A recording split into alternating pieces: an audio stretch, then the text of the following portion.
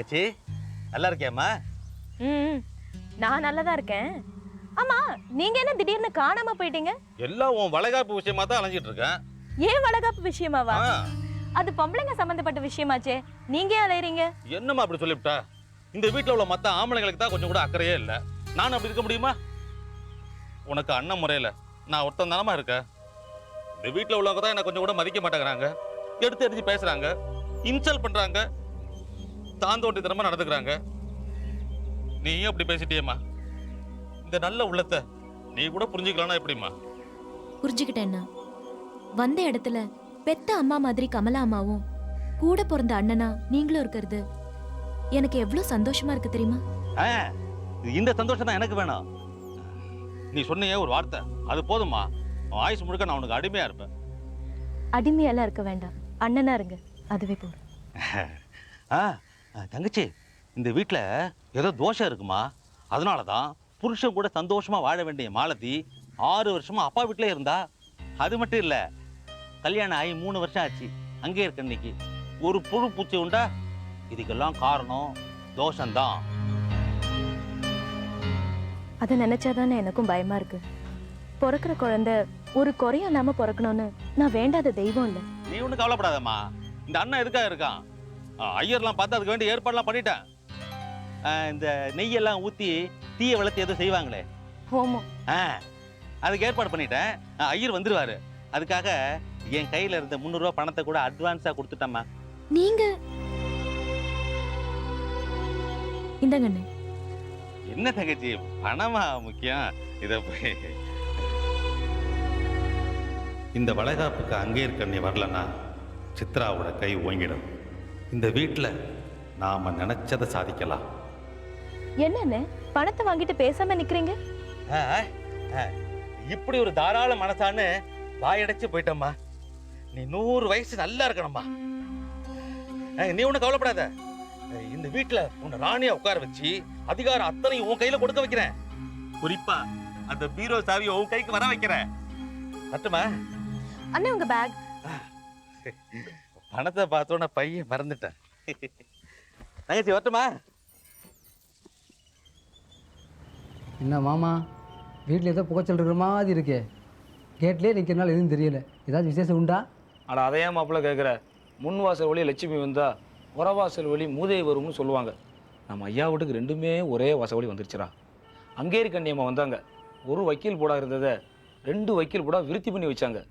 இந்த இளைய மரும வந்துச்சு பாரு, எனக்கு என்னமோ பயமாக இருக்குது. இந்த வீட்டையே 2 ஆக்கிருமோன்னு நினைக்கிறேன்டா. முரளியை அந்த அளவுக்கு ஒன்றும் விட்டுற மாட்டாரு. அட யாரு இவ? அந்த ஐயா அந்த அம்மா பேச்சுக்கு தலையாட்ட ஆரம்பித்து பல நாள் ஆகிப்போச்சு. இனிமே சிதம்பரம் இல்லை, மதுரை தான். இப்போ எதுக்கு ஊர் பேரை சொல்லி குழப்பிக்கிட்டு இருக்க? இல்லை புரியலையா? நடராஜர் ஆட்சி இல்லை, மீனாட்சி அம்மா ஆட்சி தான் சொல்கிறேன். அந்த மாதிரி ஏதாவது நடந்தா முரளி ஐயாவையும் சித்ராமாவையும் முதல்ல பெரிய ஐயா வீட்டை விட்டு அனுப்பிச்சிருவாரு. நீ சொல்கிறது அப்போ. அங்கேரி கண்ணி அம்மா இந்த வீட்டுக்கு வந்ததுக்கப்புறம் அதெல்லாம் நடக்காது. அந்த அம்மா இந்த சிக்கலை சர்வசாதாரணமாக பிரித்து சலசலன்னு சுற்றி வச்சுருவாங்க. உள்ளே தான் போஞ்சிட்டு கிடக்க போகுது. இங்கே வாரு, பயவுளைக்கு புத்தி எப்படி போகுதுன்னு.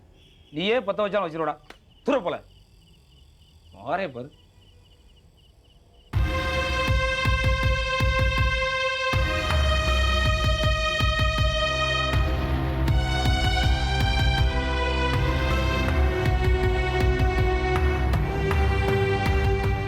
அப்பா, உங்களுக்கு என்னை பத்தி நல்லா தெரியும்.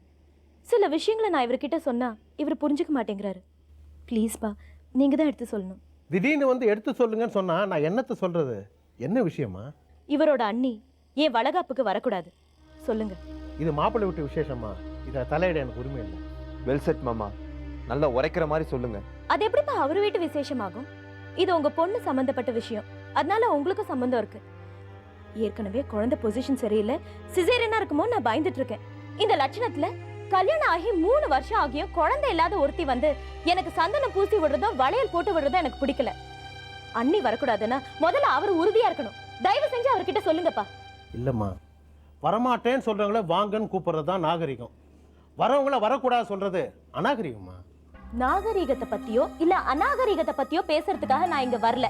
நான் இப்போ உங்ககிட்ட சொல்றத அவர்கிட்ட சொல்ல முடியுமா முடியாதா? மாமா, அண்ணியை நான் எங்க அம்மாவா பாக்குறேன். அவங்கள அவமானப்படுத்த நான் விரும்பல. அண்ணி கண்டிப்பா இந்த ஃபங்க்ஷனுக்கு வரணும். ஓஹோ, அப்படியா?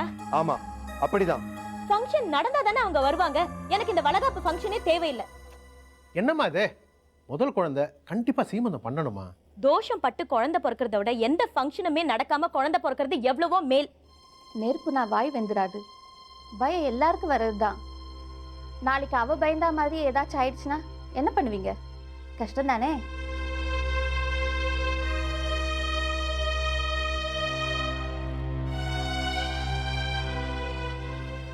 மாப்பிள்ள, சித்ரா எனக்கு ஒரே பொண்ணு.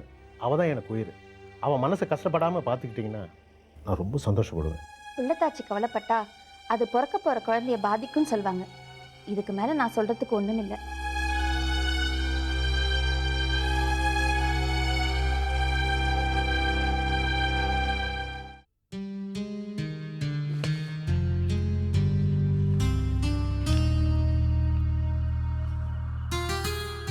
சாப்பிட்டியாப்பா? இனிமேதாம்மா.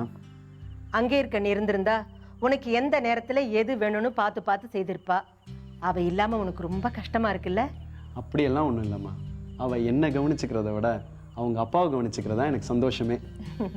உன் மனசுக்கு ஏற்ற மாதிரி அவள் வந்து அமைஞ்சிருக்கா. அவள் இந்த வீட்டுக்கு மருமகளாக வரல, மகளாக வந்திருக்கா. என் 3 மகனும் எனக்கு செய்யாததெல்லாம் அவள் தான் செய்துட்டு இருக்கா. அவள் இல்லைன்னா இந்த வீட்டில் எதுவுமே நடக்காதுன்னு நான் நினைக்கிற அளவுக்கு செய்துட்டாளே. என்னை ரொம்ப சோம்பேறி ஆக்கிட்டா. செவத்தே பார்த்துட்டு உட்காந்துருக்கேன். கவலைப்படாதீங்கம்மா. இன்னும் கொஞ்ச நாளில் சித்ரா பேரனோ பேத்தியோ பெத்தெடுத்து உங்கள் கையில் கொடுத்துருவா. அப்புறம் நீங்கள் ஏன் செவரை பார்க்குறீங்க? பிள்ளைய பார்த்துக்குங்க. அட போப்பா. ஏம்மா ஒரு பிடிப்பே இல்லாமல் பேசுகிறீங்க? ஒன்றும் இல்லை. அப்புறம் வளைகாப்பு ஏற்பாடெல்லாம் எப்படி நடந்துட்டுருக்கு? ஏதோ செய்துட்டு இருக்காங்க. ஏன் உங்களே அப்பாவை கன்சல்ட் பண்ணலையா? இந்த வளகாப்பை அவங்களே நடத்திக்கிறாங்களாம். உங்கள் கமலாத்த தலைமையிலையும் நம்ம மாப்பிள்ளை சுந்தர் மேற்பார்வையிலையும் நடக்குதாம். ஓ, அவங்க அந்த அளவுக்கு பெரிய ஆள் ஆயிட்டாங்களா? ஏம்மா இப்படி பண்ணுறாங்க? சொல்லுன்னு மனசு சொல்லுது, வேண்டாம் சொல்லாதேன்னு அதே மனசு சொல்லுது. அம்மா நீங்கள் சொன்னால் தானே எனக்கு தெரியும். என்ன விஷயம்னு சொல்லுங்கம்மா. இந்த வளகாப்பை நாம் நடத்தினா எல்லாரையும் கூப்பிடுவோம். அதுக்கு ஒருத்தங்க வரக்கூடாதான். ஏன்னா அவங்களுக்கு தோஷம் இருக்கான்.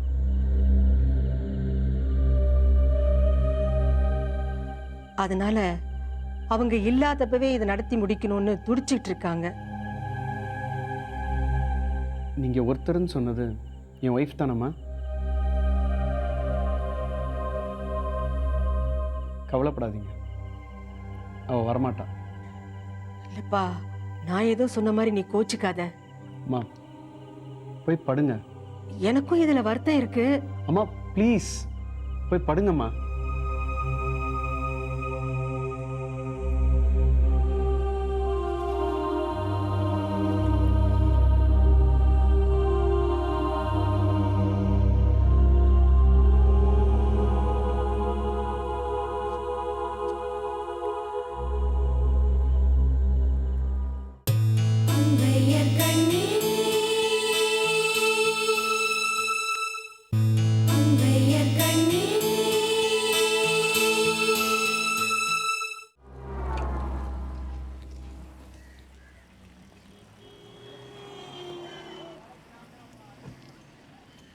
ஏன் இப்படி ஒன்றுமே பேசாமல் உம்முன்னு வரீங்க?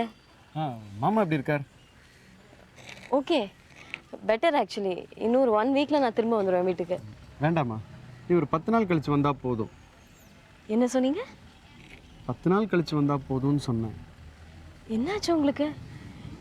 உடனே வீட்டுக்கு கிளம்பி வா, மாமாவும் கூப்பிட்டு நம்ம வீட்டுக்கே வந்துரு, அது இதுன்னு சொல்லி நச்சரிச்சிட்டு இருப்பீங்க. என்னாச்சு? இல்லைம்மா, இப்போ நீ நம்ம வீட்டுக்கு வர்றது எனக்கு பிடிக்கல. ஏன்?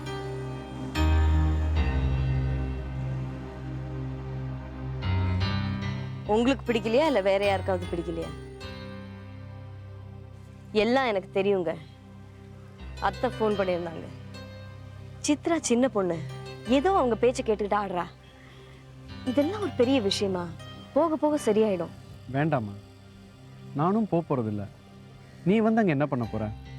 நான் உன்னோடையே உங்கள் வீட்டுக்கு வந்துடுறேன். அவங்க எல்லாத்தையும் முடிக்கட்டும், அப்புறம் நம்ம வீட்டுக்கு வந்துடலாம். ம், நாம ஃபங்க்ஷனில் கலந்துக்கிறோம். என் தங்கச்சி வளைகாப்பு, நான் வந்தே தீருவேன். நீ தான் தங்கச்சின்ற, ஆனால் அவங்க தள்ளி வைக்கிறாங்களே. எவ்வளோ தூரங்க தள்ளி வச்சிட முடியும்? நாம தள்ளி போனா தானே. அப்போ வழிய போய் வாங்கி கட்டிக்க போறியா? பிரச்சனை சிறுசா இருக்கும் போதே அதை முடிச்சிடணும். பெருசா வளர விட்டோம், அது நம்மளை அழிச்சிடும்.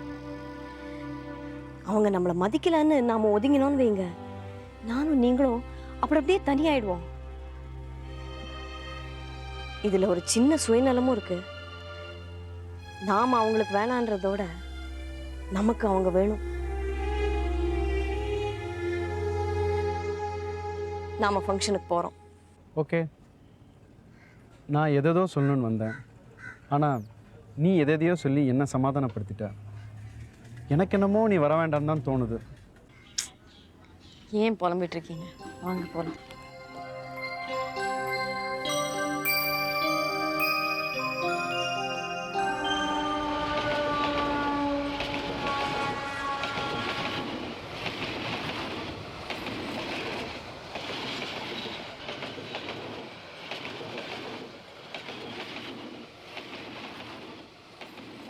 நான் திருப்பதி வரைக்கும் போயிட்டு வரலாம்னு இருக்கேன். நீயும் என்னோட வந்தால் நல்லாயிருக்கும். என்னப்பா, நான் எப்பயாவது கோவிலுக்கு போகலான்னு சொன்னா கூட கடவுளுங்கிறவன் நம்ம இதயத்துல இருக்கான், அப்புறம் எது கோவில்னு சொல்லுவீங்க? இப்போ திடீர்னு என்னாச்சு? சில விஷயங்கள் என் காதில் விழுந்தது. என்ன?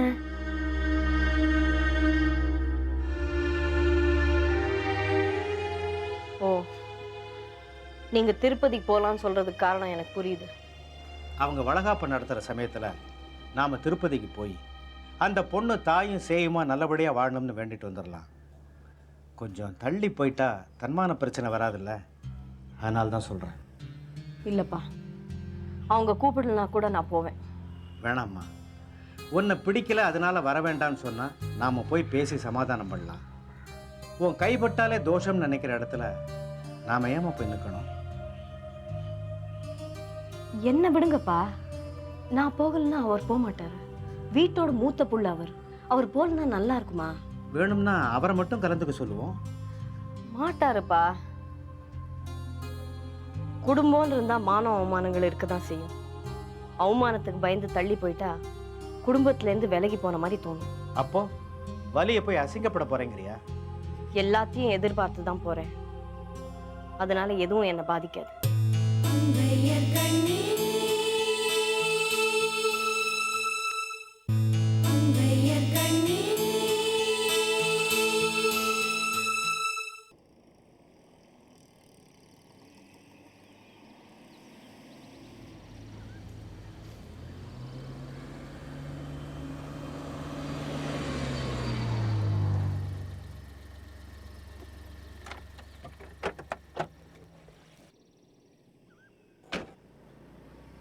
என்னண்ணே நடு ரோட்ல நிக்கிறீங்க?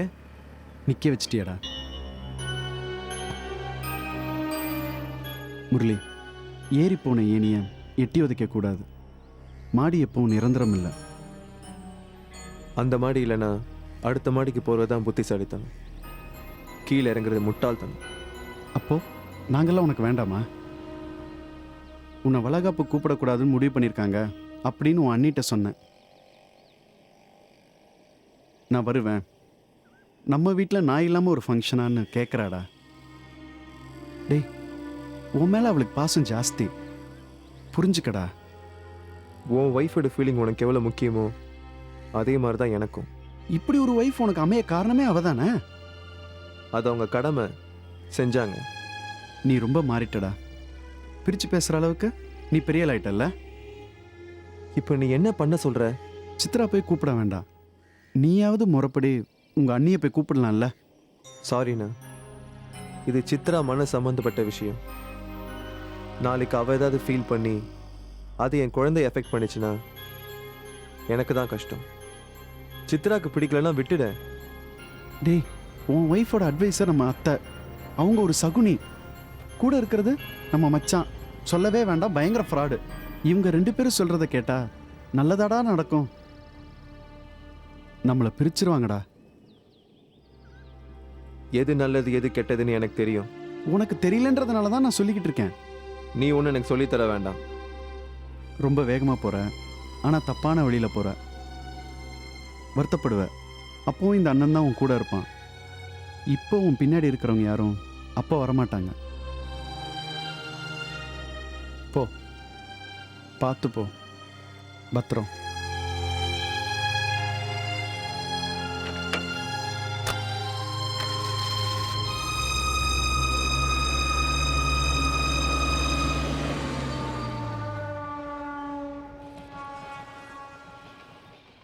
சொல்லுங்க. என் பொண்ணுக்கு வளக்காப்பு வச்சுருக்காங்க. எங்க வீட்டு ஃபங்க்ஷனை என்கிட்டயே வந்து சொல்றீங்களே. விட்டு கொடுக்காம பேசுகிற. ஆனால் சித்ரா மூலிமா உனக்கு அழைப்பு வந்திருக்காது. அப்படிலாம் ஒன்றும் இல்லை, சொல்லியிருக்காங்க. ஒரு தகவலாக சொல்லியிருப்பாங்க, முறையாக கூப்பிட்டுருக்க மாட்டாங்க. அது தெரிஞ்சு தான் நானே உங்கள்கிட்ட பேசிட்டு போகலான்னு வந்தேன். சித்ரா முரளிக்கு நீ பார்த்து கல்யாணம் பண்ணி வச்ச. ஆனால் இந்த ஃபங்க்ஷனில் நீ வர்றது அவளுக்கு பிடிக்கல. ஒரே பொண்ணு செல்லமாக வளர்த்துட்டேன். அவளை ஏற்றி என்னால் பேச முடியல. தப்பாக நினைக்கிறேன். சித்ராவை பற்றி எனக்கு தெரியும். அவள் மற்றவங்கள மாதிரி மனசில் ஒன்று வச்சுக்கிட்டு வெளியில் ஒன்று சொல்ல மாட்டா. எதுவாக இருந்தாலும் நேருக்கு நேராக பேசிடுவா. இப்படி ஃப்ராங்காக இருக்கிறதும் நல்லது தானே. அவளுடைய மைனஸ் பாயிண்ட்டையும் ப்ளஸ் பாயிண்ட்டாக பார்க்குறேன். குட். தலைப்பிரசவம் செத்து பிழைக்கிற மாதிரின்னு சொல்லுவாங்க. உன் மனசு வருத்தப்பட்டு அதை அவளை பாதிச்சக்கூடாதுமா, அதான் வந்தேன். சேச்சே, ஏன் இப்படிலாம் பேசுகிறீங்க? எனக்கு இந்த விஷயத்தை பொறுத்த வரைக்கும் எந்த வருத்தமோ கோவமோ கிடையாது. அவன் நல்லா இருப்பா. ரொம்ப சந்தோஷம்மா. நான் இங்கே வந்தது கூட சித்ராவுக்கு தெரியாது. உன்னுடைய நல்ல மனசுக்கு நீ ரொம்ப நல்லா இருப்பம்மா. போயிட்டு வர.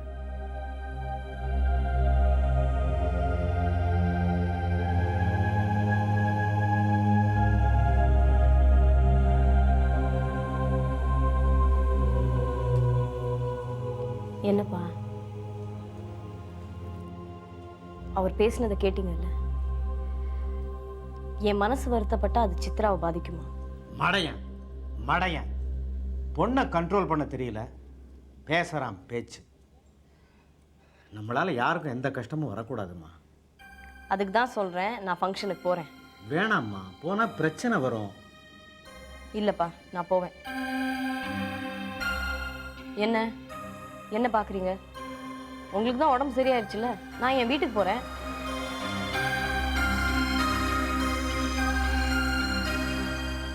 நீ காப்பகமா